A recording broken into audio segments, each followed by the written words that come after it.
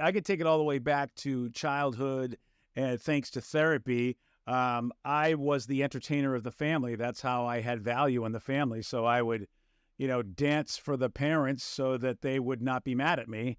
So I would tell jokes, do whatever I could, because my other siblings had value, and I kind of was like, I'm not sure what I bring to the table. And so I started doing stuff like that, and would then go on radio stations when I was younger to try to win tickets. And that's when I got the bug, just because I thought I was more entertaining than the people that were mad that this 13-year-old was going on the radio, bothering them for tickets, but they couldn't get any other callers. So they, to hear them scream and yell at the call screeners, like, why are you letting this kid through again? And it's like, we don't have anybody else, Jim. What do you want? It's a late night show, Jim. He's the only idiot here. There was one time I scammed this AM talk show, as they had this professor on talking about eye issues. And so I called in with an eye problem. And he said, sure thing. So I told him I could only see in shades of green. I said, I'm not colorblind, but all I can see is in shades of green. Everything is green, everything is green, everything is green. And so the host was like, "Hi, I've never heard of such a thing." And then and the guest was like, the optometrist was like, "Wow, I mean, and he's going through all the different types of color blindness." He said, "But never shades of green.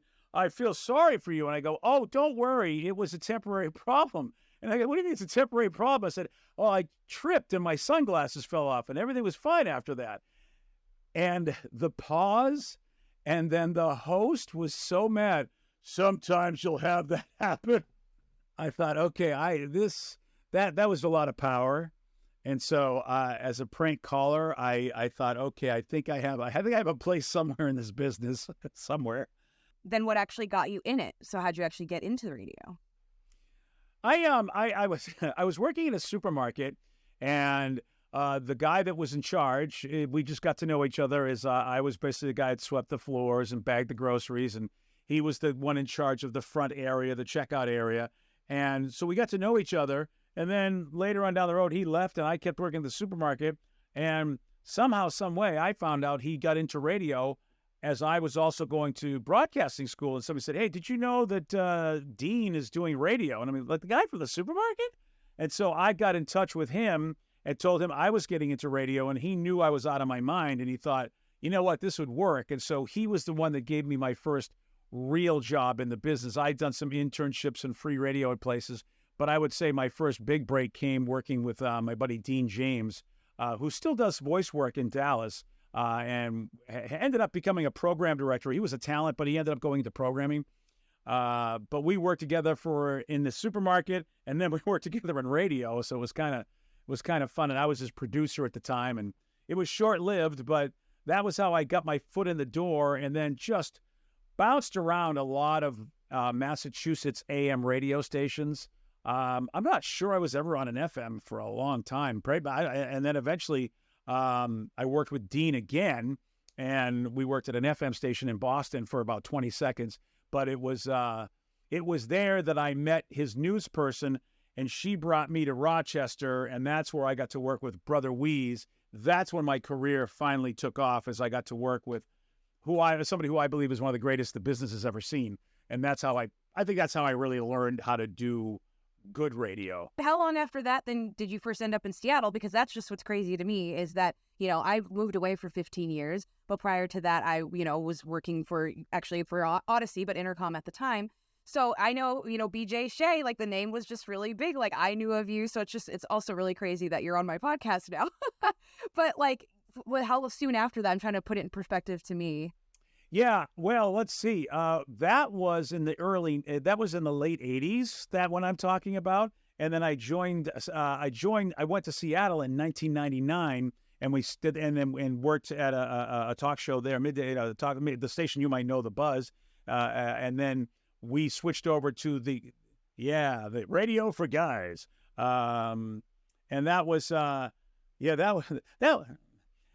was a fun format. I don't know if you could do that format today, but it was a fun format just because we were unabashed. We were just like, look, this is Radio for Guys. too bad.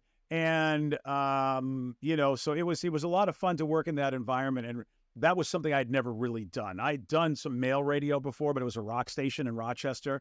Lots of female radio. I'd done a lot of female. Matter of fact, I'd come from a female targeted radio station, and they were like, "We want you to work on this radio station for guys." I'm like, "Okay, well, just got done, talking about Melrose Place, which was the big soap at the time. Like, all right, I'll see what I can do. But a good performer figures it out." And so I had to turn it around and act like this alpha male guy, which I wasn't really doing for many, many years prior. And then we switched over to the rock station, which, even though that's still a guyish format, it wasn't like radio for guys. Women were welcome to come listen. A lot of women like rock, so we changed it differently. But that was back in 2006, and that's where I've been since. Wow, is it 15-ish years? Maybe even more. Yeah, Marie, it's so awesome to see people like you loving our business and wanting to be in it. It's because it just is a great mirror for me to go, yeah, I remember being that.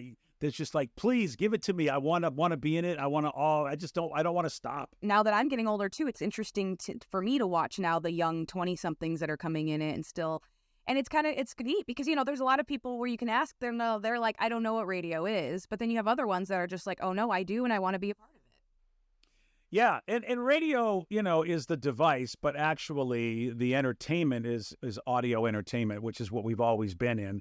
And so it's a weird thing when people go, hey, what radio? It's like, oh, no, we're audio entertainers. And there's so many of those and so many different things, whether you're somebody who's really entertaining with some video thrown in, or you just have a podcast, or you do like we do.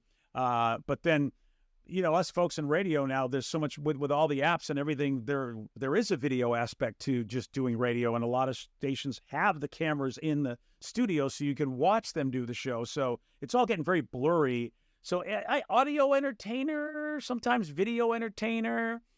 I don't know what you call us, but entertainer is not a bad label. Performer's pretty good. Yeah, I do like that you say that too, because then that just also, I think, kind of proves a point that I'm always talking about too, that we're at a time now that if you do get shut out from the radio, or you get taken off the air, that you're not just completely done for. When you could only be on the radio or TV or a magazine, that's all you had. But now you can do like this, like I'm not on the air, but I can go put out this content of you and I on video and on audio and be entertaining for people. Yeah, it's unfortunate that our business doesn't have casting directors. At least I would say the radio thing. I think that's something that television, movies, Broadway, they have casting directors.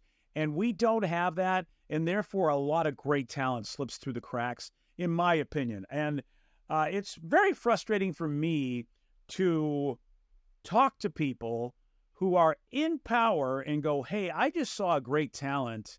And to have that one person who's the gatekeeper, who's overworked, who maybe isn't even qualified to judge talent, all of a sudden go, yeah, I don't know. It recently happened where I won't say which event, but I was in an event and I really noticed a great talent. I really, really like this person. And so I started talking to everybody about this person. And all of a sudden, all of the people that are in power were just like, I don't know. And they just had some really, I thought, just dumb comments. And I also thought, well, they didn't get to spend time with this person. I ended up spending time with this person. I said, okay, let me learn more about them. And it was wonderful to just sort of learn about them, go back and forth in conversation. And I thought, man, what a great talent. And it's like nobody has the time to notice, or nobody has the vision to notice, because frankly, a lot of these people aren't on air. A lot of these people have never done a successful morning show. So it frustrates me to go, what qualifies you to judge talent when you've never done it yourself? And frankly, I listen to you and talk with you, and you're a very boring individual. I don't understand why you're the gatekeeper of talent. And that it sucks, because in our business, there's a lot of that. And I think we need more voices really looking at talent, more people looking at talent. We don't have that. And like you said, Marie, because those folks can go somewhere else, And then all of a sudden, wow, look at this person who's talented on YouTube. Look at them on TikTok. And it's like, well, that could have been somebody in our business, but you got somebody who's, well, who looks like me, old and gray, who's like, oh, I know everything. It's like, no, you don't. I mean, I hear that a lot too with social media, that these people are putting these social media benchmarks that you have to hit, but there are people that don't even use it themselves. So why are they talking these numbers? Well, you know this. A lot of people know this. When you have a small number of people making decisions who are overworked, that's never a good thing. Not from an artistic standpoint. It's never a good thing. And that's where it takes, sometimes it just takes a talent to go, you know what, I know better than them. I'm going to do what I'm going to do.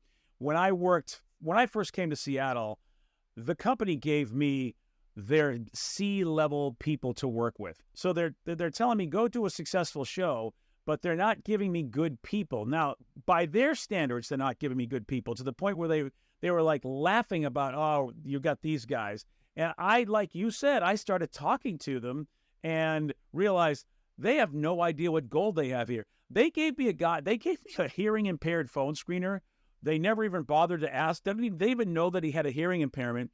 And I was live on the air with this guy, and he wasn't putting any callers through. And I could see the phones ringing. And so I would get on the air. I go, dude, why don't we have, oh, they're not that good, these people. And I'm like, look, I got another 10 minutes to fill. I was like, just put anybody on. And he's still not putting anybody on.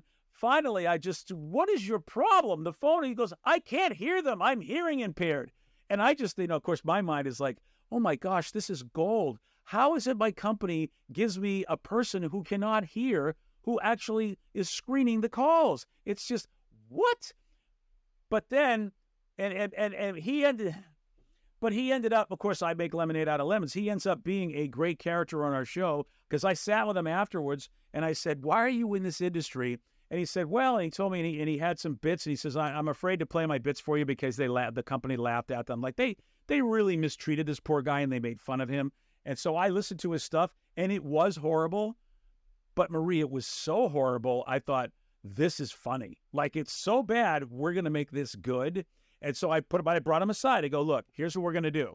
I'm going to make fun of your stuff, but it's so bad that it's really good. But I said, we're all entertainers. I'm not making fun of you to make fun of you. This is part of the show. Do you want to be part of this? Do you want to be this guy who we're going to make fun of? And he was like 100% on board, because I didn't do it by like laughing at him. I said, no, it's going to be part of the show. Do you want me to do this? He said, yes. And his stuff was great. Like, the listeners loved this guy. He ended up being our sports guy, and he knew nothing about sports. He ended up getting his own merchandise table, because I used to complain about not getting T-shirts, and he went and got his own through Etsy. And so that was the big joke. He'd go to our appearances and set up his table with his cups and his shirts, and we had nothing. And it was and so it's like, you're right. If you don't talk to those people and just dismiss them or make fun of them, which is what sometimes some people in our business do, the gatekeeper mentality, you will miss out on gold. Our show was so popular because of guys like him. Because I just took who was around me and said, oh my gosh, you're going to be great, dude. I've got a perfect way we can use you. Let's have fun. But you have to respect people. You have to bring them in and going, we're all equal. You're going to be this character. I'm going to be that character. When the mics are off, nobody should pick on anybody. We are all on the same stage, and we're all as equally important. And I think that's the key, as opposed to maybe sometimes it's not communicated that way, and people really feel like they're being made fun of, and they don't feel like they're part of the whole show as a respected member. Yep. And all that took you was just one extra step, just a few extra seconds before to go on and say that, which a lot of people, are, again, I know we joke about it a lot in radio that we're terrible at communicators, even though we're in the communications business. Our business doesn't focus on the art enough. It's all about science and not about art. And science is definitely important. There's no doubt about it. I mean, I am so happy for the Fred Jacobs of the world, because if not for Fred, there's a lot of stuff we'd be missing, and we wouldn't be maximizing our ability to be great. And there's nowhere near amount of art. Everybody seems to be trying to be like Fred Jacobs, which, okay, good luck to you. There's only one Fred Jacobs. And nobody's trying to be a person that will appeal to somebody on an artistic level and get you jazzed up and remind you why we love doing this. Some people are scientists. A lot of us are artists. We're very underserved in this industry. Artists are very underserved, and I think that's why there's some miserable people in our industry, because they're like, why is it why doesn't it, what's going on? No one's speaking to me. If I hear another sports analogy from my manager, I think I'm just going to bury my head in the toilet. If I have to hear another sports analogy, or if somebody tells me your show's like Seinfeld, which is like what, an 80-year-old show for crying out. It's like, oh my God, please be quiet and stop talking to us. And I'm a big person where it's like, I would rather talk to you, Marie, give you a lot of great ideas, and then let you share them with people, because people are going to listen to you because you look like you. They've heard enough from people who look like me. It's like, and I tell people who look like me, it's like, dude, no shortage of heterosexual, cisgendered, old dude opinions. There's no shortage of that around the world. So it's like, if you think you have a good idea, go find another person that people will listen to and tell that person your ideas. And if they like them, they'll tell other people. Otherwise, if they don't like them, then maybe it wasn't a great idea in the first place. But, I mean, nobody wants to sit and listen to your PowerPoint presentation, from an 80-year-old guy going, here's what do you think you should do? It's like, oh my God, please. That's a good segue too. Another pattern I've picked up on that's come up a lot from people is that I was inspired by BJ Shea after having an hour-long conversation with him at the bar, or having an hour-long conversation with him right there. So I'm like, what? You sure inspire a lot of people by having these deep conversations, which a lot of them seem to happen at boot camp. So have you always kind of been that guy, or did it kind of develop into that? Or Marie, I've been doing that for a long time. It's so exciting and wonderful to meet talent that want to talk the business from an artistic standpoint. Usually it happens at boot camp. That's my favorite thing to do. A lot of people like to go to boot camp and they want to go and see the sights and do the bars and go out and watch ball games. And for me, it's like, these are my people. I want to be with them as much as possible. And if I go to a bar, it's very loud, so there's no conversation really. So I'm always of the mindset, I will stay at the bar. And if anybody wants to talk about this business, I love the art of the business. Let's do it. And yeah, it's great when somebody just is so excited about the business as I am, that next thing you know, they're there for an hour and their friends go, are we not going out? Yeah, I'll catch you later.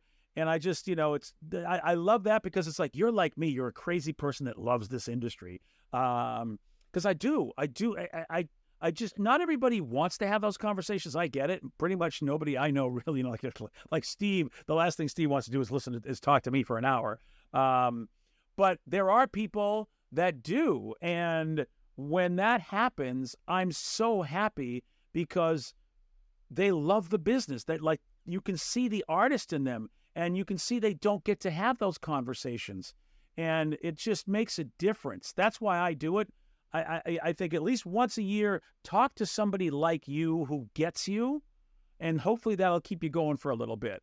And that. I mean, we met so many great people last year, and I just love it. I just love talking the biz and inspiring folks and just going, hey, man, that's awesome. Keep going. Let's do it. To your point again, while you're, saying that we're getting more of the, the PowerPoint presentations versus the art stuff, you're right. It's like, so these networking opportunities, whether, and they seem to happen a lot at boot camp, but even, locally when we did one too, it's just, there is something about that, because those people just get you, it's kind of like when you bring, like, when somebody has like a friend or a spouse or something that, like, isn't in the business. So like, they may support, but they just don't quite get it like those other people. And especially with how we're disconnected, with everything being so digital and all that too, it's just hard to get those connections. So it's nice, I'm excited even more for things like boot camp to be able to do that more and really kind of push the fact that it's about the networking and making those connections, because you can get so much inspired by having the artist conversation than sitting and listening to the PowerPoint. And Marie, let me just say how awesome boot camp is these days because of your involvement.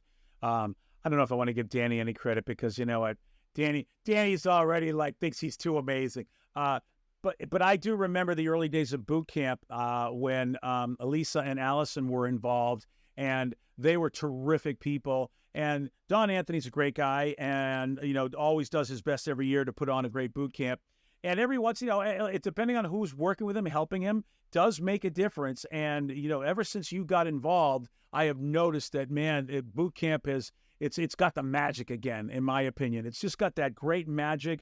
It's great to see the crowd that you and the radio fam that you have created. It's great to see the energy that you guys bring. It's needed, And I just love it because it makes me think that our business is vibrant and thriving when you see all of these just young, alert, intelligent beings who are just buzzing about with like just amazing electricity about this industry. It's like, yeah, this is what it was like 30 years ago when we had the first boot camp. Everybody was so stoked. I mean, yeah, sure, you had a bunch of people that might have, some people that were, whatever. And then, and I might have been one of those people. But, there was some really cool people too. And the coolness is back, man. And so hats off to you. And of course, I love Dawn. Dawn has been great to me over the years. So I'll always have a lot of love for Dawn. Thank you. It's awesome. And it does help, again, with people like you guys, too, the people that have been there a long time and that are excited about the coming of the two, because I think you have the ones that are like, what are all these young people doing on our turf? But then you have the ones that are welcoming and like, we need it. We want to combine this energy and help excite each other. I swore at a very young age that I was not going to be that old person because I was so frustrated in my 20s dealing with old people. And I was at a convention, and actually it was a Don Anthony convention along with Gabe Hobbs. And I won't say the gentleman's name, but I was there along with Rich Schurtenlieb from Toucher and Rich, and a very amazingly successful show in Boston. And we were there at this talk show convention, and they were like, we don't know how to get young people to listen to talk radio. We don't know what to do. And they're going back and forth on the panel, and Rich is in the crowd. I'm in the crowd, both of us having successful talk shows at the time. And finally, Gabe Hobbs, another old guy, just stood up and said, guys, for crying out loud, we go out of our way to invite all of these people that could help us. You got two people in the room that can tell you how to get young people. Why don't you ask them? So the old dude who was like, who said, I don't know how to, he looks at us and then immediately ignores us and goes on to something else. Like, even though the guy that put on the conference called him out, and I swore, I said, oh my God, I don't ever want to be that guy. It's so sucky to have people look right through you, and especially when you are accomplished. It's like, you're not a scrub. You're not somebody that hasn't done anything. So if anybody goes to boot camp, they obviously have a show. They've obviously paid their way. They obviously are in the business. How do you dismiss somebody like that? I said, I'd never want to be that old and that clueless. I just don't ever, if I am, I just told my kids, you need to beat me. Just take a stick and start beating me if I get to be that way. There's room for the two and to work together. And I think even with me going through it, I think that's a lot of why the radio fam is also a thing, because I was kind of tired of that too. It's like, I have these ideas and these great things that should work very well, and we're not doing them. We're not listening simply because either I'm a female or I'm too young or whatever. But then I'm learning and talking to some people that, and even just because somebody's in like market 300 something, they still have just valuable things to say as somebody in a top 10. It's just a matter of personality. It's, it's the heart of the artist. And I remember when we took our daughter to we were trying to find like a school for her to go to for performing arts. And so I talked to my buddy Gary Bryan, who does great radio at K-Earth in L.A., and he's been a friend. And I said, Gary, I don't know what to do, what school to go to. He says, you know what, BJ, I have a friend. Let me see if they'll let you talk to them. So not only did they let me talk to them, but they invited me over to their home in the L.A. area. So, we go there with Sarah. I don't know who these people are, first of all, and they're inviting me into their house. So my wife went over, I went over, and Sarah went over, and we're talking to them, and there's this sweet family, the father and the mother, and it's a modest home, and then the daughter's coming out, and all of a sudden, I'm like, as we're talking, I'm like, I think I recognize that girl. Where have I seen that girl? And Sarah immediately, eyes wide open. I guess she was in a couple of Disney performances, like she was in Disney shows that Sarah had watched, and Haley Kiyoko's her name. She played Velma in one of the Scooby-Doo movies. She was in Lemonade Mouth. All of a sudden, I'm looking at their fireplace. I'm seeing all of these Emmys. Turns out the mother was an Emmy-winning choreographer for the Olympics, and the father was part of a great comedy team that used to be on The Tonight Show a lot. And all of a sudden, I'm like, what are we doing in your house? Where do these randos? And the family, the whole thing, they were like, it's about the art for us. We do not let us or our kids get blinded by all of the fame and fortune. That's why we live way out the hell where we live. And that's why we have this modest home, and we have a good life. But we really wanted the kids and us to remember it's about the art. And when people remember it's about the art, they will never treat other people badly. They're not going to gatekeep. They know how wonderful the connection is between anybody who does this business or any entertainment business for the art. You don't gatekeep. You want people to come in. You're like, oh, you love this like I love this? Oh, come on in. Let's be buddies talking about how much we love this. And then all of a sudden, there's no age, there's no look. It's not like, oh my God, you're part of the pretty crew or you're part of this crew. No, we're all part of the crazy radio artist people. And and unfortunately, not everybody in the business is an artist. And that's not just radio. There's a lot of businesses where people go in for fame and fortune, Marie. But if you find the artists, the ones that put art first, some of them are lucky and they got fame and fortune too, but they still put art first. Those are the people that you are going to go, I love being around these people. And there's a lot of them in our industry. And there's a lot that are not in our industry, that are not like that. And, you just got to navigate around them. What can you? I always joke on here that it would be cool to take all the amazing people that are all talented and have the heart and all that and just makes one big radio station, but we're all like in different places. So it's like this hypothetical one that doesn't quite exist yet. It's not a bad idea. A superstar station of artists or just some sort of giant podcast. Who knows what that would be? I love that idea. For me, it's like if when I have time or maybe retired or whatever, that would be a thing I'd like, what do you need? What can I do? How can I help? Because I love that. I love that idea. We're fortunate at our show because we've just been insulated so well. And we've got a great staff. We're really fortunate from the top down, from the market manager to almost everybody that works at KISW. We're so fortunate because everybody nurtures all of it. Even our sales department is very, very friendly and respectful for how we be. I know we are so lucky because I know that not every situation is like that. That's why I bring this up, because I know how fortunate we are, and I don't want to just sit here and go, what, not everybody has a great station and has a great staff, has great management? You don't have that? I know that we are so, it's really the golden goose, the unicorn. I know how fortunate we are, and I have a lot of empathy for my brothers and sisters out there that don't work in such a great situation like we do. From a staff standpoint, I've noticed that about you guys too. So even if management sucked and all that, you at least have more bodies to be able to get this stuff done. And why that these machines can keep working better and people can, and just have the content coming out. You guys are always, there's social media, there's video, there's, I see the reshares of, the stuff that you guys do on the weekends, how that's being reshared, the weekend, how it relates back to listeners. And it's just like, gosh, if every station at least had that, especially on their morning show. I mean, there's some morning shows, it's, just the two people. They don't even have producers, it's sad. Well, I will say this.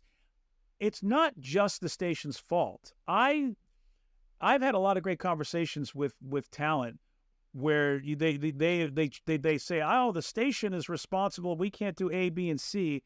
And yet I know that the morning host or maybe hosts earn the lion's share of the money and then expect the station to somehow like stock the rest of the show. And it's like, well, if you're taking the big piece of the pie and there's no more pie, what do you want them to do?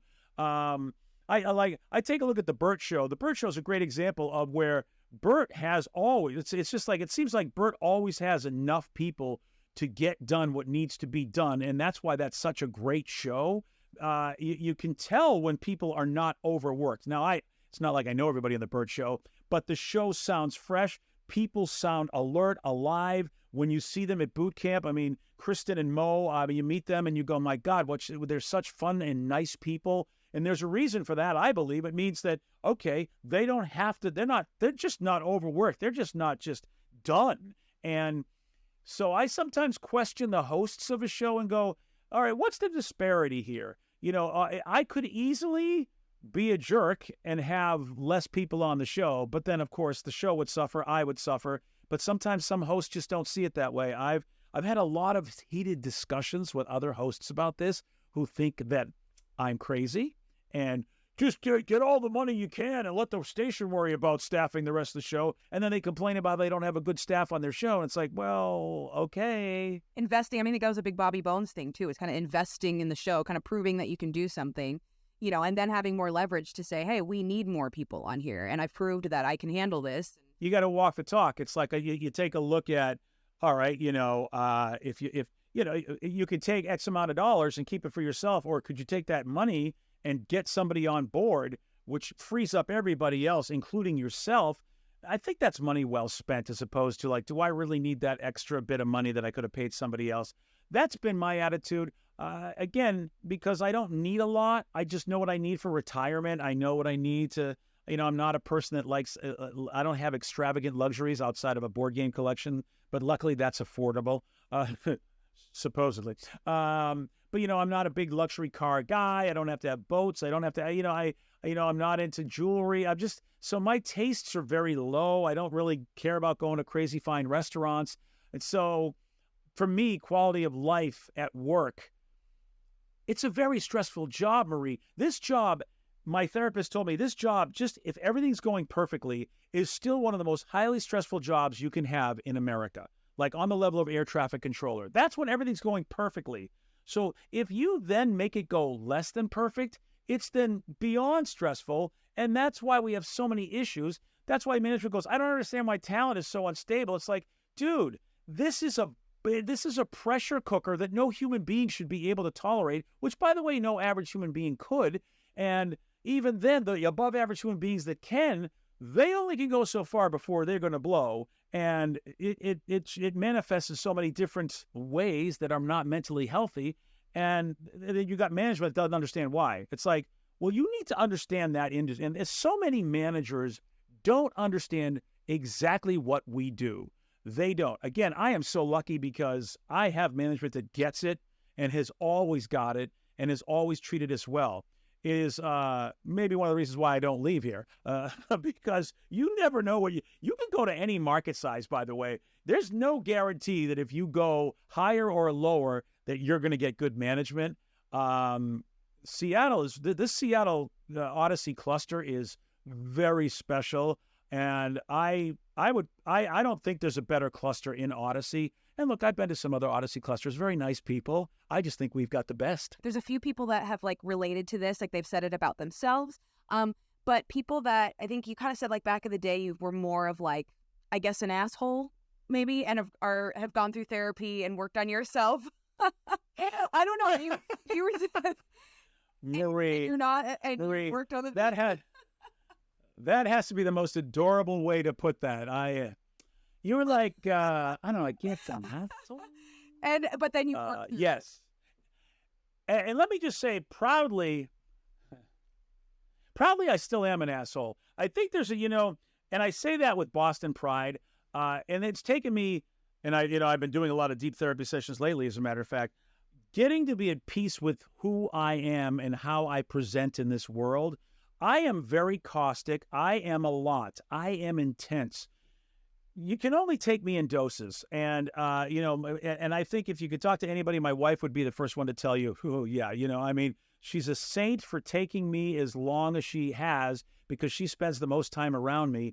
And yes, I had to work on a lot of my issues, but not change who I am. Sometimes when I thought for a while, I thought, man, I'm broken and I need to change who I am.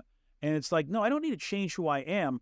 I just need to fix my thinking about me. I had a lot of bad thinking about myself, which manifest in projections on other people. And therapy helped me realize, dude, you have a lot of self-hatred. It's not them hating you, it's you hating you. And that's a tough one to face. But for me, I had to face that because, then you play back all your history, Marie. Oh, my God. You go back and watch all the movies of your life and go, oh, my God, I'm the villain of that story. I thought it was somebody else. I'm Darth Vader in every movie. No! It's like that Luke moment. You are the villain. No! Ben, why did you tell me? And so, yes. And so that's And I'm still on, I think it's a never ending journey because there's always something that I go, oh crap, I haven't gone down this hall and I thought I was good here, but it turns out I still got some stuff to work on. But the key for me is to go, yeah, I'm an asshole. Yeah, I'm caustic. Yeah, I'm a lot. Yeah, I'm a big mouth. Yeah, I can't seem to have a filter, but I'm awesome. If I can be there, then to me, that's the secret, as opposed to I need to get rid of all these qualities. I just need to refine my thoughts of me, and then those qualities are awesome. I know when not to be caustic. I know when not to be a jerk. I have more awareness of other people so that I can go, this is not the time for something stupid. Or sometimes maybe this is the time for something stupid. But when I was so focused on me, hating me and thinking I'm a jerk, I wasn't noticing everybody else and therefore wasn't able to read the room because I wasn't paying attention to the room. And on some level, I think a lot of human beings have that. I just had it on an extreme level to the point where I needed to go to therapy. I personally think therapy would be great for everybody, but sometimes people just go, no, I don't need it. And you know what? If they're functioning, maybe they don't need it. I was having a hard time functioning. I wasn't successful in my marriage, my job, as a parent. I was failing everywhere. And so my agent, I love Paul Anderson, my agent, along with my wife, were just like, dude, you need to go. This will be good for you. Go get some help. And that happened maybe 10, 15 years ago. And I'm still knee deep in that. I'm surely not perfect. I got lots of drama that I have to wade through. I do believe, though, I'm a lot better. And that's that. And I do believe tomorrow I'll even be better, as long as I continue down this path that works for me. It's also good for me in the business to learn about myself, because then you learn about others and go, big time. This might help me in radio. Just the fact that you're self-reflecting and trying to, do things to refine or just improve and whatever, I think is just such a big step, because I feel like there's more longevity for those people, even in the industry, because I've seen the ones that don't do any of that work on themselves and that are that asshole and they don't do any, and they seem to kind of they may be here for a while, but they just kind of slowly burn out and go away. And I'm like, interesting. The ones that kind of just don't really do any of that work don't really last after a while. But it's interesting. There's a lot of people that are really not liking season 3 of Ted Lasso. And I feel like there are people who look like me that are in my demographic. And I believe it's because Ted Lasso this season is focusing very much on the behavioral science evolution of these characters. And a lot of shows, really good shows, do that. Your generation and Zoomers, I feel like, are hardwired to understand how important behavioral science is, to the point where you guys just get how awareness and self-reflection, you say it matter-of-factly, like, oh, of course that's important. Our generation, boomers, definitely the silent generation, and probably some older Gen Xers, they don't have that hardwired. They're like, what do you mean self-reflection? I don't have time for that. I have to keep go. And that's what I think they don't get about you guys, and they don't get that wisdom that you have. Ooh, self-reflection, deep conversations. Let's do it. Yeah, and it makes for great radio. That's how you do great radio. That's how you grab people. You don't necessarily do the big conversations like that on air, but I slip a lot of stuff in. I throw stuff in. I do a lot of stuff. That's what I add to the show. And they're just little nuggets. You may or may not even get what I'm doing half the time, but I throw stuff in there because I think it's important. I think that's what will be something that'll grab onto a listener, where they'll go, whoa, this is so much more than just second date update. It's not that second date update's bad. It's just that if you give them a little bit more with it, you have a better chance of having somebody stay with you as a relationship and not just somebody listening to the radio. That's why I love behavioral science work. I think it can help me at my job get more listeners. Oh, yeah, absolutely. I think when you can tap into their minds, that's even just when I went to your guys' live day just this last year, just seeing the people that show up to that, I'm like, those are the people that connect with you guys. Those aren't just, we're casually listening to the radio. And I just think, man, I know that people show up to influencers and events like that to meet those people. I'm like, I feel like more they take the coolness out of it. More people, I think, would come to that type of event if they kind of knew, and I don't know. It was really cool to me to see that connection, because I think those are the type of people you want. I love getting to see the listeners and hanging with them and talk with them. It's just so great. It's been a big part of the Seattle experience when we get to do that. And our afternoon show, the men's room, also draws a great crowd. And it's a special thing that, that we have going on at this station, at this stage of KISW's history, because KISW's just had so many great talents over the years.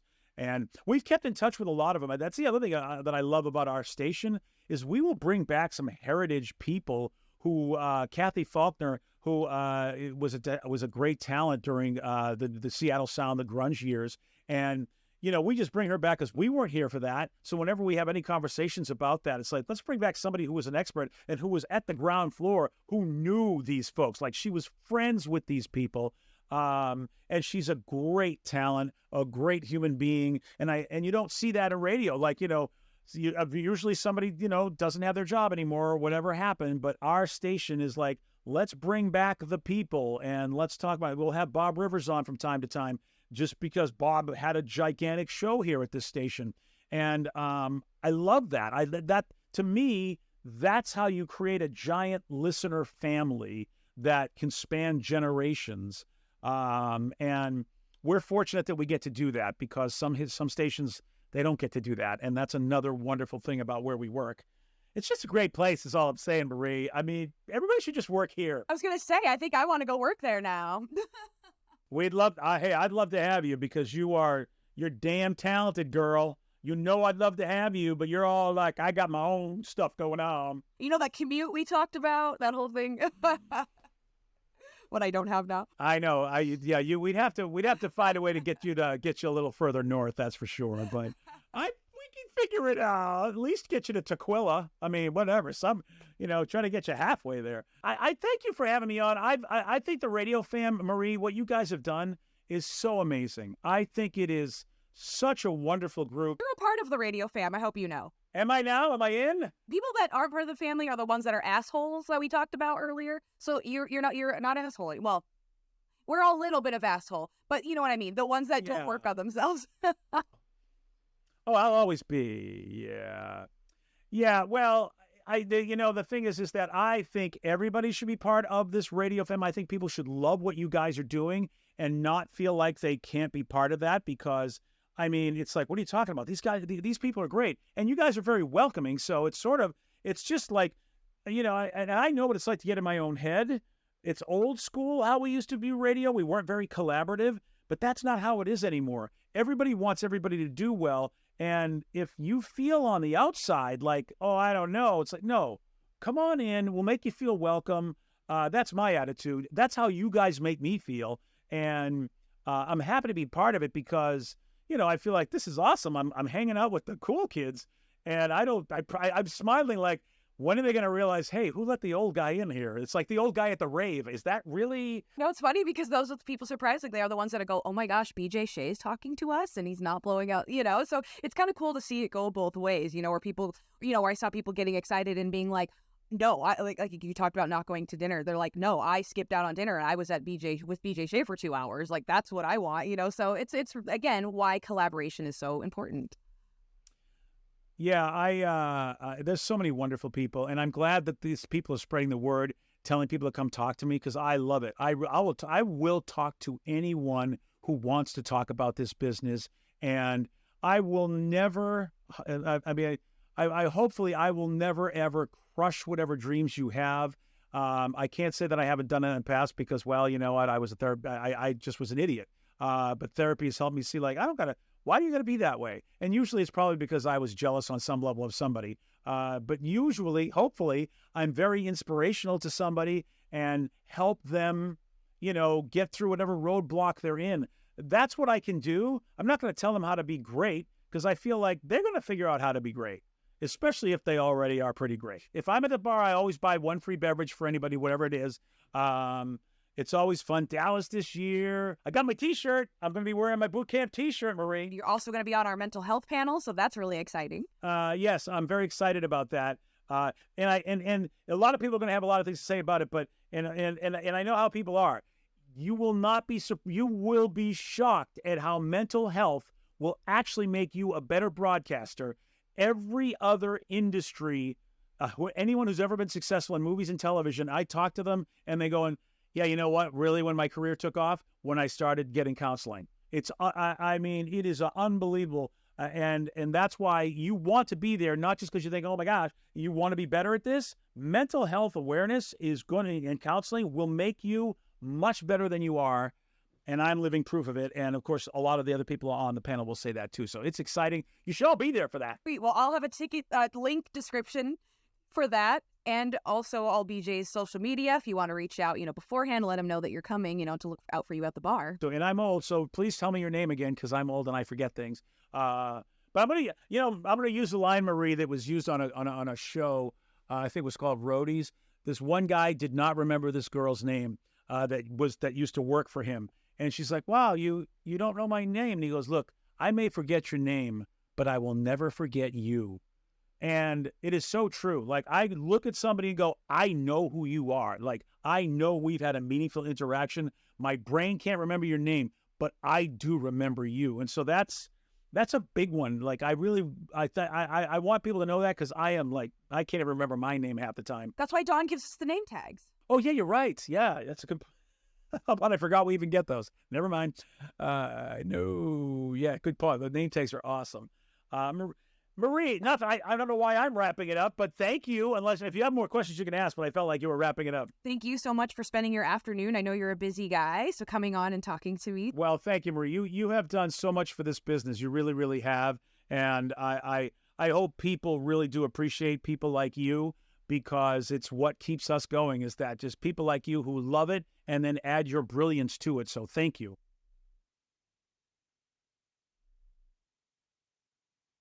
I would tell every member of management, go out and get the book Brain Rules by John Medina. It's a New York Times bestseller from a neurologist who, by the way, lives here in Washington State, because all the cool people live here in Washington State.